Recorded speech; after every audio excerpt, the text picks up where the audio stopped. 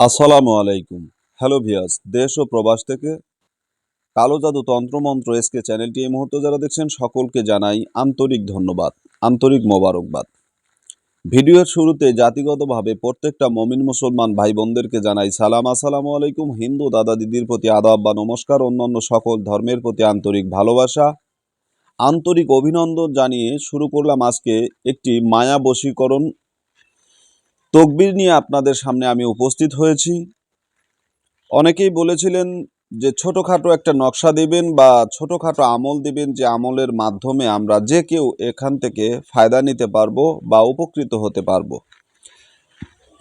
তো আলহামদুলিল্লাহ, আজকে যে নকশাটা আপনাদের সামনে আমি উপস্থিত করেছি, যে নকশাটা আপনাদেরকে দেখাচ্ছি, আমি আমার লাইফে, আমার জীবনে আমি এই তকবিরটা অনেকবার করেছি। আমার শিক্ষার শুরু জীবনে যখন আমি কাজ শুরু করি তখন এই তকবির থেকে শুরু করে আজ পর্যন্ত এই তকবির আমি ব্যবহার করে যাচ্ছি। আলহামদুলিল্লাহ, আল্লাহ তাআলার অশেষ দয়া এবং মেহেরবানিতে এই তকবিরটা অনেক উপকারী এবং অনেক কার্যকারী কাজ পেয়েছি, যার কারণে আপনাদের সামনে আজকে শেয়ার করলাম। আপনাদের মাঝে আমি আজকে এই নকশাটা কিছু দিক নিয়ে কথা বলবো। এটা হচ্ছে মূলত ভালোবাসা সৃষ্টি করা একটা নকশা। এই নকশাটার মাধ্যমে আপনারা আপনার প্রিয়জনের অন্তরে ভালোবাসা স্থাপন করতে পারবেন।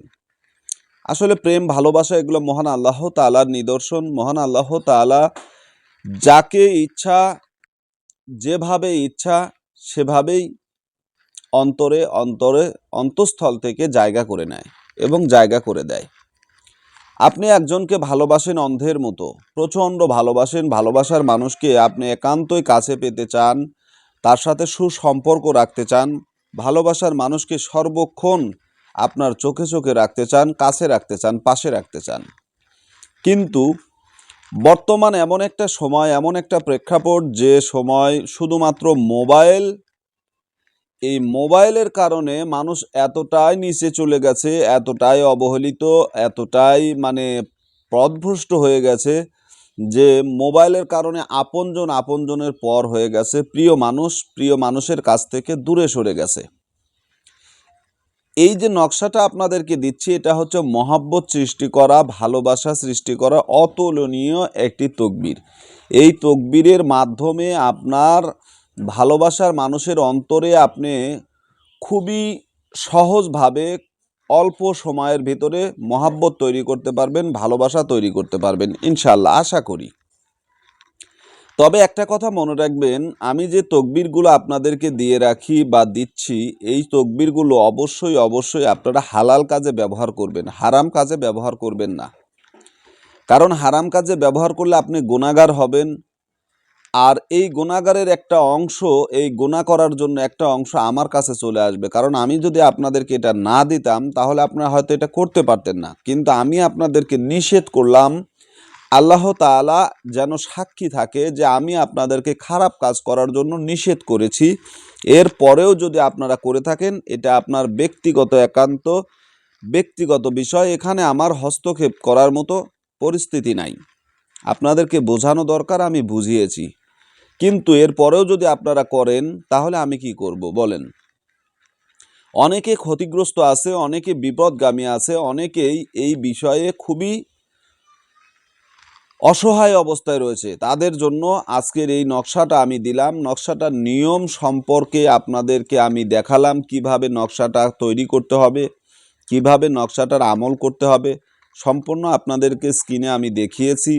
ঠিক এই নিয়মেই যদি আপনারা কাজটা করেন, আল্লাহ তাআলার অশেষ দয়া মেহেরবানিতে আপনার মনোআশা, মনোবাসনা পূর্ণ হবে ইনশাআল্লাহ। আল্লাহ তাআলার কাছে যখনই আপনারা তকবিরটা করবেন, আল্লাহর দরবারে আপনারা দোয়া করবেন, দোয়া খায়ের করে নেবেন এবং বেশি বেশি ইস্তেগফার পড়বেন।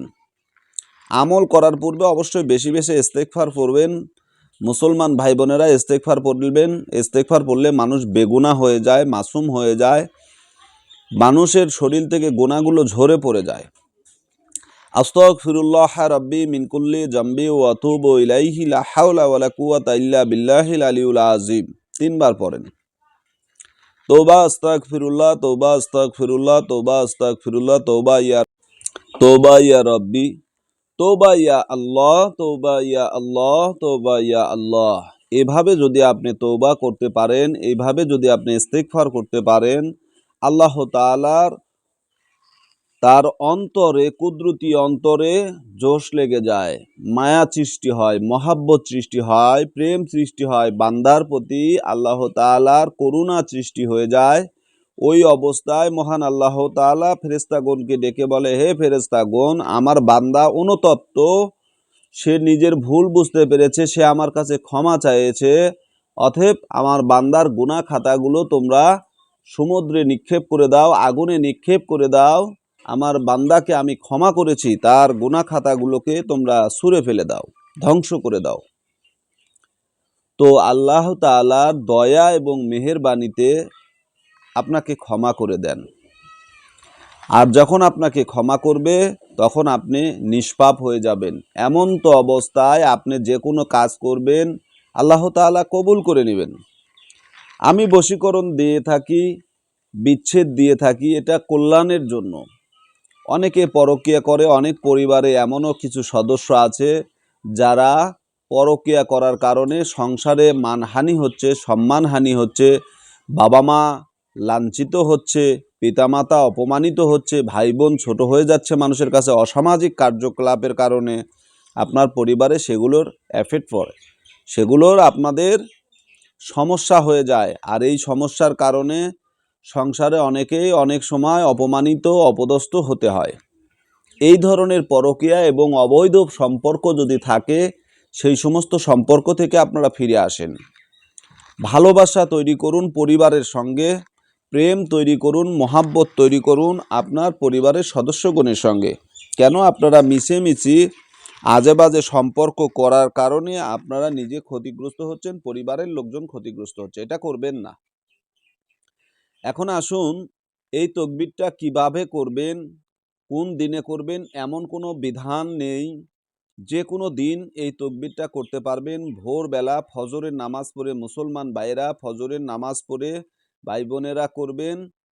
যারা মুসলিম তারা ফজরের নামাজ পড়ে এই তাকবীরটি সূর্য ওঠার পূর্বে যদি লেখে এটা সঙ্গে ব্যবহার করেন, ধারণ করেন, তবে অবশ্যই এই যে নিচে যে ফালান রয়েছে, ফালান বিনতে ফালান আলা হুব্বে ফালান বেন ফালান, এখানে আপনারা সর্বপ্রথম যদি কোনো মেয়েকে ভালোবাসেন তাহলে মেয়ের নাম লিখবেন, এরপরে বিনতে দিয়ে তার মায়ের নাম লিখবেন, আলা হুব্বে লেখার পর ছেলের নাম, ছেলের পিতার নাম, ইবনে ছেলের পিতার নাম লিখবেন। ঠিক আছে, এভাবে তাকবীরটা করবেন। আল্লাহ তাআলার অশেষ দয়া মেহেরবানিতে আপনার কাজ হবে, মনের আশা পূরণ হবে। তবে হালাল কাজে লাগাবেন, হারাম কাজে এগুলো তাকবীর ব্যবহার করবেন না। যেহেতু এগুলো কোরআনী আমল, এগুলো ভালো কাজে ব্যবহার করবেন। অবশ্যই তাবিজটা সঙ্গে ধারণ করবেন। পুরুষ হলে ডান হাত গলায় ব্যবহার করবেন, মেয়ে হলে বাম হাত গলায় ব্যবহার করবেন। ভালো থাকুন, সুস্থ থাকুন, আল্লাহ হাফেজ।